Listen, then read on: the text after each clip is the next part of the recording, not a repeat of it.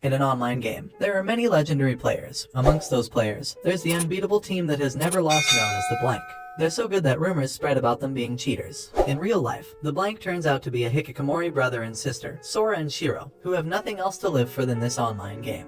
As they play, the siblings receive an anonymous message, challenging them to a chess game. After the duo defeat their anonymous sender in a tough match, the screens jam. Two hands come out and pull them into a virtual world called Disport, where they find themselves skydiving along with its god Tet, who explains to them the 10 rules governing this world. In Disport, wars, murder, and robbery are illegal. Conflicts are solved through games. Bets in this world are sacred. Each player must stand by what he wanted to bet. Before the two hit the ground, Tet cushions their fall and wishes them luck in this world. Surprisingly enough, Sora wins a bet against 3 players and takes all of their possessions, leaving them with nothing but their underpants. Afterwards, the two stop by a tavern, where Sora outsmarts a lady in a poker game and wins a small bag of money. Unbeknown to the lady, Sora cheated in the game. In this world, if a player is caught cheating in a game, they lose the game instantly. However, Sora wasn't caught, so everything is fine so far. Then the two book a room where they can stay. On the way to the room, Sora spots a girl named Clammy cheating in her game against a girl named Stephanie, that is, the granddaughter of the deceased king. Whoever wins this game will be the new king. Sora tips Stephanie off about the cheating. Even though she was warned, Stephanie turns out to have lost the game, as she takes it out on the siblings for not revealing how exactly her opponent was cheating. Any conflict in this world is solved through a game. To shut Stephanie the hell up, Sora challenges her to a rock, paper, scissors game. If Stephanie loses, she'll obey whatever Sora tells her to do. Sora will do the same to Stephanie if he loses. Sora cons her into playing scissors and wins the game, thus winning her. Now that Stephanie is his, Sora orders her to fall in love with him and to give him and his sister a place to stay in the palace in the kingdom of Elkia. Seeing his sister's menacing look, Sora apologizes, telling her that he has his needs. Now that this is her first order, it doesn't sit well with Stephanie, who bangs her head against the wall. The two move into the palace where they learn more about Elkia. From Stephanie, they learn more about this world. First thing they learn is that their books are not written in Japanese, but in Amanity. They also learn about the 16 other races living in this kingdom. It turns out, Stephanie's grandfather wanted to show this kingdom the importance of the human race, for which he was considered a foolish king. Now, Stephanie has only one wish: prove her grandfather right about humanity. Soon after, Stephanie runs into Clammy, to whom she lost the throne in a poker game. Clammy gloats about how she won the game and then goes to her throne, leaving behind a devastated Stephanie. Sora helps her perk back up and decides to help her prove her grandfather right about the power of humanity. More so, Sora has a new goal: become the new king. With that goal in mind, Sora decides to gatecrash the coronation ceremony. There, Sora disagrees aloud about Clammy being the new king, as he accuses her of cheating in the poker game that won her throne, using the help of an elf girl casting magic spells with her eyes. Clammy decides to settle this conflict through a game other than poker, where there's no room for cheating. Prior to the game, Clammy meets them and reveals her plans of allowing elves to rule over humans, since the human race is the weakest of the 16, which Sora laughs off. Then Clammy takes them to a church where the game will be, which turns out to be a chess game. However, the pieces have wills of their own, meaning they won't move to a place where they know they'll get killed. The siblings will be playing this together against Clammy. During the game, Sora observes the morale of the pieces is low. Thanks to his charisma, Sora boosts their confidence by promising them that they can bang any woman they like if they win. Furious, Sora's pieces start moving on their own and killing Clammy's, neglecting the rules of the chess game. Clammy cheats and enchants her king and has it brainwash all of her other pieces. Her other brainwashed pieces brainwash Sora's, turning his pieces against him. Sora's king is cornered. Before Clammy's queen can execute him, Sora jumps in his place and talks her down, persuading her to join him and abandon her corrupt king, who brainwashes his soldiers for his own needs. This strikes a chord with the queen, as she drops her sword and joins Sora, prompting other pieces to follow her and turn on Clammy. Clammy orders her remaining pieces to keep fighting. As they march, they are shattered, including the king, leading to her inevitable defeat. Devastated, Clammy falls to her knees, while the siblings are declared winners. Sora and Shiro are then crowned as the king and queen of Elkia. Afterwards, the siblings and Stephanie start solving Elkia's domestic issues. In the coronation ceremony, Sora delivers a speech about how humans were dismissed as the weakest race of the 16. But now they have the opportunity to prove this wrong, as he declares war on every other country in this world. Following the ceremony, Tet pays the siblings a visit and congratulates them on becoming rulers. Seeing how the siblings are slacking and neglecting their jobs, Stephanie challenges them to a blackjack card game where if she wins, Sora acts like a decent king and fulfills his duties. However, she loses. Therefore, the siblings have her dress as a dog and act as one before the public. Stephanie challenges the two to more games, but the siblings are way too smart for her. Contrary to what she thought, Stephanie then learns that the two weren't slacking. They were reading every book in the palace, searching for ways to conquer the other nations in this world. In response, Stephanie recommends Ekia's National Library. There, they meet the owner, Jibril, who belongs to the Flugel race, whom they challenge to a game for the ownership of the library, which she accepts as Sora bets his tablet that has a digital library in it. That game turns out to be Materialization Shiratori, a Japanese word game. In this game, both players will attack each other using words. If they name something that's there, it disappears. If they name something that's not there, it appears. If a player fails to reply within 30 seconds, they lose the game. The game begins. Sora names a hydrogen bomb. Accordingly, a hydrogen bomb materializes, which Gibril seals with a spell. Sora then names Gibril's spirit circles that she needs to fly as a flugel, thus decapitating her. Sora and Shiro respond with the term lithosphere, removing the surface of the planet, thus causing Gibril to be closest to the hottest part of the Earth. Gibril responds with a spell that cools down the heat. The siblings remove the oxygen, making it harder for Gibril to breathe.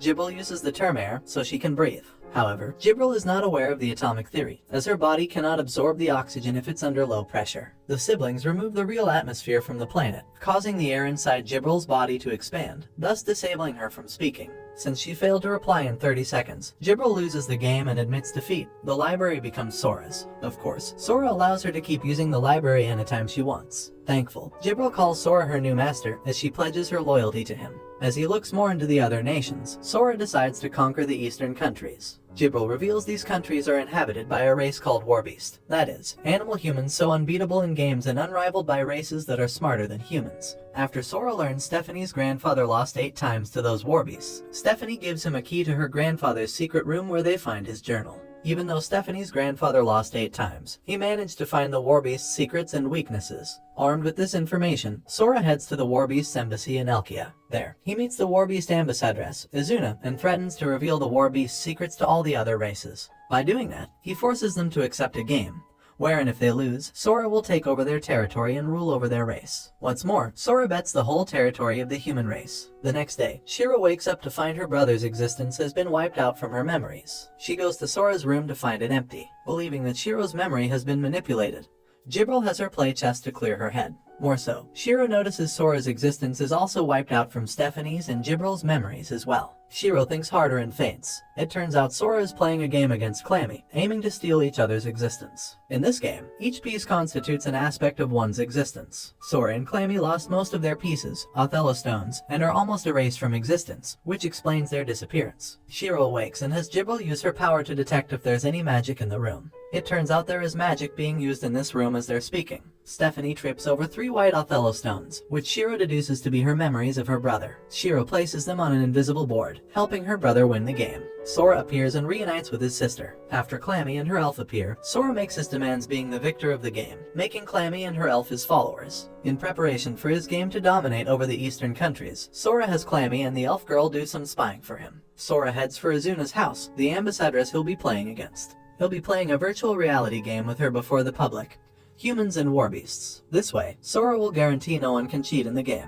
The game begins. Sora, Stephanie, Gibril, and Shiro are transferred to a virtual Tokyo. Sora and Shiro start panicking, being the recluses who never walk out of their room. After the siblings get their act together, the rules of the game are explained. The siblings are handed the love guns with heart-shaped bullets to shoot at NPCs chasing them. Once the NPCs are shot, the bullet will explode, making the NPC fall in love with the player who shot them. Technically, it's love or be loved. All the girls in this world will fall in love with the player, so the objective of this game is to make the one girl who doesn't love the player fall in love with him. Sora starts shooting NPC girls, making them fall for him. A whole crowd of NPCs attack Izuna, but she miraculously shoots them all. Later on, Izuna hides in a building and senses Shiro ascending the stairs thanks to her sixth sense. A shootout starts between the two. Shiro gets the upper hand, giving Izuna no choice but to jump from the building, where she encounters Gibril. Izuna throws a big bomb for distraction, allowing her to shoot Gibril afterwards. The two afterwards land and are still alive. After a few hours, Sora and Shiro hide in the park, as Shiro calculates their next moves. Out of nowhere, Izuna attacks and shoots at Sora, but Shiro jumps in and takes the shot instead.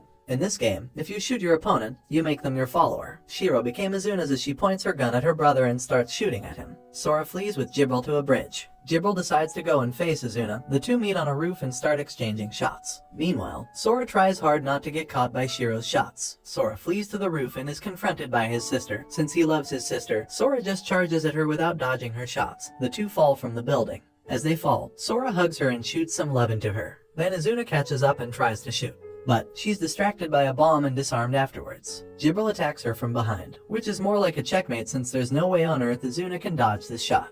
Contrary to Sora's expectation, Izuna dodges the bullet using the ability of Blood Destruction, one of the rare abilities a warbeast can have. That ability allows Izuna to surpass her physical limits, allowing her to dodge the bullets impossible to dodge, overwhelming to the siblings who cannot predict her moves. Eventually, Izuna manages to shoot both siblings in the head simultaneously. The two fall flat on the ground. Izuna rejoices thinking she's won. However, she is shot from behind by Gibril using the help of an NPC. It turns out a warbeast's sixth sense cannot sense NPCs approaching. Thus, Sora is announced the victor, much to the human audience's rapture. Thus, Sora succeeded in conquering an entire continent. Izuna is sad about what'll happen to warbeasts, but Sora commiserates her and assures he harbors no ill will towards her race. The warbeast race is under Sora's rule now. This doesn't sit well with the warbeast leader, Miko, who challenges him to a game. According to the rules of this world, the challenged party decides what the game will be. Tired of playing games, Sora decides to settle this with a simple coin flip, which is quite laughable to Miko. If Miko wins, the warbeast will have the right to self-rule. If Sora wins, he'll rule. This coin flip is no ordinary one, as Sora allows Miko to pick head or tails as the coin is in midair. Sora tosses the coin.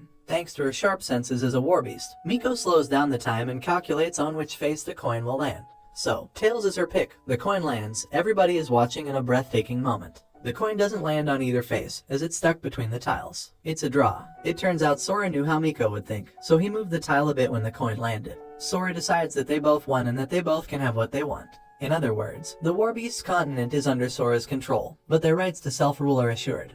Quite satisfactory to both sides. In the aftermath, Sora is asked if he's going to start another war, which he denies since starting wars is against the rules of this world and states his ultimate goal of beating Tet, the god of this world, in a game. To Sora, it's a game and nothing more. Games are played just for the fun of it, as the 10th rule states. Elsewhere, Tet watches Sora and affirms that he'll be happily waiting to play when the time comes. Thanks for watching. Make sure to subscribe and drop a like for more recaps on all your favorite anime shows. You don't want to miss out. Goodbye.